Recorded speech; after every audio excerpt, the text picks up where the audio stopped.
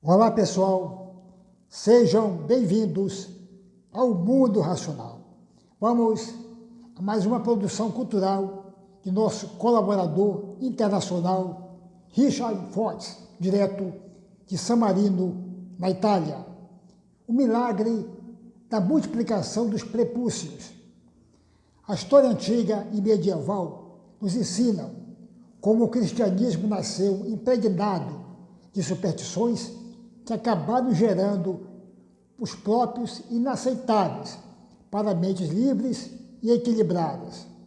Mesmo assim, milhões de cristãos, em particular os católicos, acreditaram piamente no monte de absurdos, sem se dar conta de quanto havia de ridículo em certas formas exteriores de sua fé.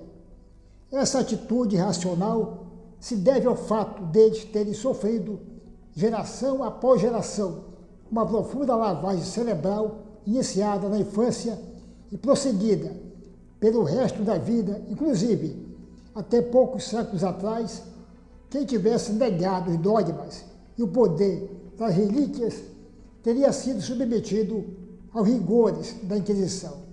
Como regra geral, a Igreja Católica definiu a seguinte classificação de relíquias, cuja função era provar não apenas a existência de Deus, mas também a veracidade da religião cristã. Primeira classe, parte do corpo de um santo, ossos, unhas, cabelos e etc. Segunda classe, objetos pessoais de um santo, roupas, o cajado, os pregos da cruz, etc. Terceira classe, pedaços de tecido que tocaram no corpo do santo. Entre as várias manifestações de obsessão pelo sobrenatural, é inegável que o cristianismo alcançou o clímax da credulidade demencial e da superstição mais doentia na veneração das relíquias de todas as três classes, onde aparecem autênticas formas de fetichismo necrófilo.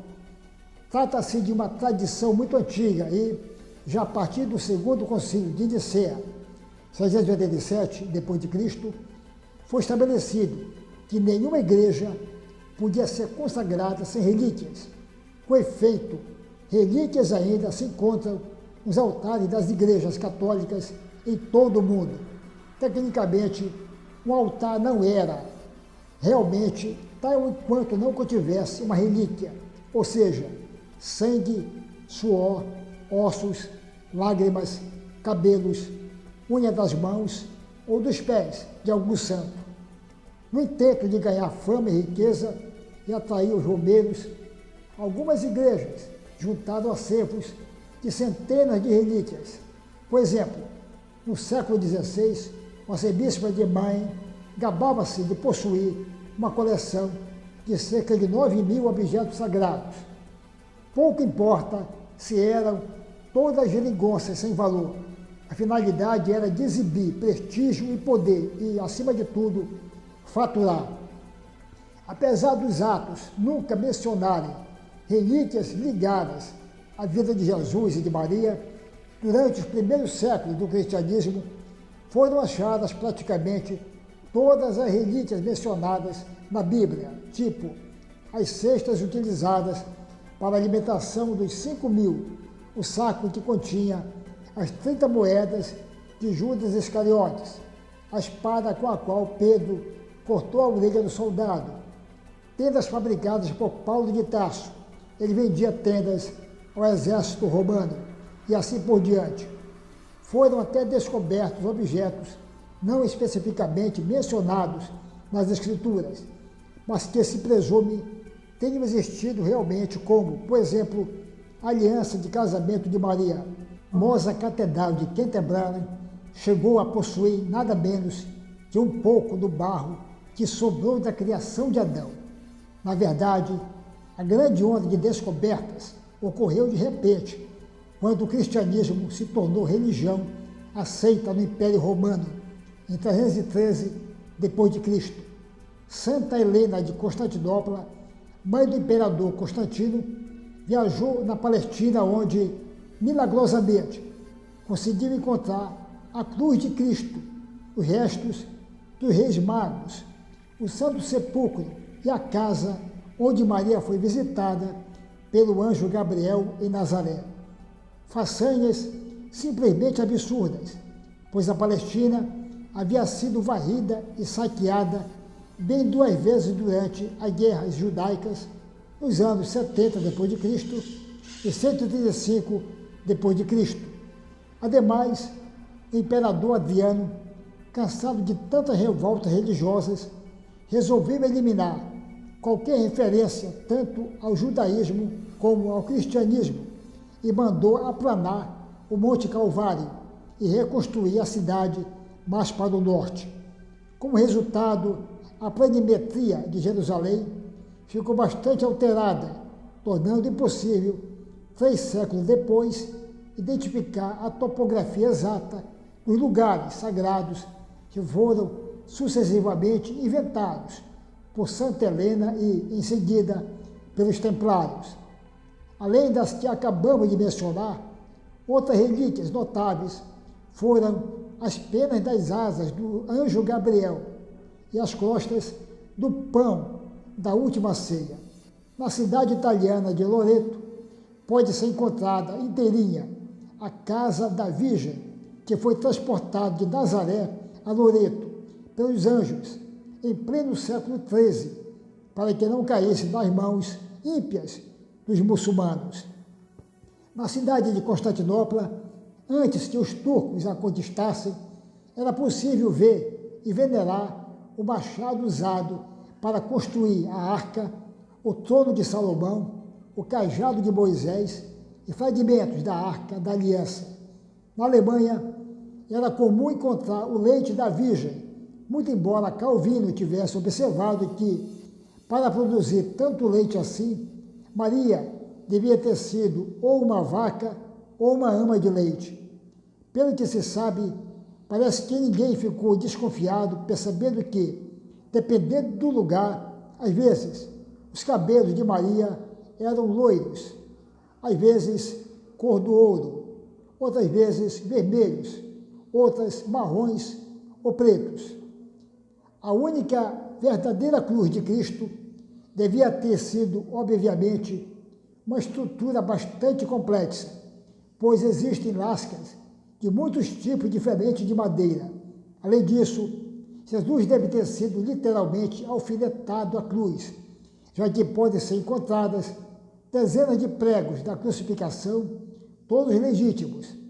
A quantidade realmente espantosa de fragmentos da verdadeira cruz é tamanha que o teólogo Erasmo de Roterdã, 1406 a 1536, chegou a dizer que, juntando todos esses fragmentos, teria sido possível construir um navio. Durante os séculos, foi se acumulando uma quantidade deslumbrante de objetos que ainda são considerados autênticos e venerados pela Igreja Católica. Entre eles, a coroa de espinhos de Saint-Chapelle, na França, em Paris, a coluna da flagelação, Igreja de Santa Praxedes, em Roma, a pedra onde foi deposto o corpo de Jesus, Basílica do Santo Sepulcro, em Jerusalém, 2 escadas usadas durante a deposição, uma em Roma e outra em Jerusalém, a lança que transpassou o coração de Cristo em Viena, o sangue dele, Catedral de Mantua, na Itália, e nada menos que 30 santos sudários, tidos como autênticos, sendo o mais importante o de Turim, mas que a datação efetuada com a prova do carbono 14 revelou ser um falso do século XIV. Essa lista continua com outras relíquias bem divertidas, como 2 toalhas usadas por Jesus no rito lava-pés, uma em Latrão e a outra em Aix, na Alemanha. Algumas fraldas do menino Jesus em Aixgrama, Alemanha. O berço e a manjedoura, Santa Maria Maior, em Roma. Um cacho de cabelos e ampolas, contendo leite de Maria, em Messina, na Itália. Na cidade italiana de Verona, se encontram restos dos ramos e do jumento que carregou Cristo, enquanto na cidade alemã de Colônia são religiosamente guardados pedaços de esterco desse animal. Onde acharam isso? Na Áustria eram anualmente exibidas as fraldas de Jesus, as sobras da refeição dos 5.000, umas crostas da última ceia, ampolas com sangue dos inocentes e uma mecha de cabelos de Maria Madalena. Na capela do castelo de Wittenberg, Alemanha, os romeiros podiam venerar fragmentos do corpo de Lázaro, pele dos inocentes, que foi o sádico que a curtiu, o polegar direito de Santa Ana, os ossos de São Paulo, um pouco de maná, gravetos de sassa ardente e 3 ampolas do leite da Virgem. Um dos personagens bíblicos que mais acendeu a fantasia macabra dos antigos caçadores de relíquias foi João Batista. Dele existe a cabeça decepada em Roma, um braço, Catedral de Siena, na Itália, o queixo em Viterbo, na Itália, um dedo em Florença e as cinzas em Gênova. Mas a relíquia das relíquias, aquela que até um século atrás provocava autênticos delírios e orgasmos entre as virgens freirinhas enclausuradas em seus mosteiros, foi o Santíssimo Prepúcio de Jesus. O paradeiro dessa pelinha frágil e quase invisível, retirada do pene de Cristo, 8 dias após o seu nascimento, havia gerado grande preocupação entre os padres da Igreja. Até que, enfim, o imperador Carlos Magno resolveu o problema, revelando tê-la recebida diretamente de um anjo. A partir daquele momento, a Europa cristã assistiu ao milagre da multiplicação dos prepúcios e, atualmente, 13 santuários reclamam a posse dessa divina relíquia.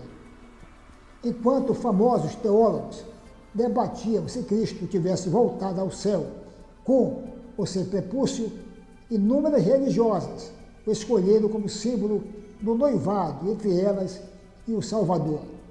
Santa Caterina de Siena, durante seus momentos místicos, mostrava orgulhosa ao seu confessor o prepúcio, recebido diretamente de Jesus, enrolado em seu dedo.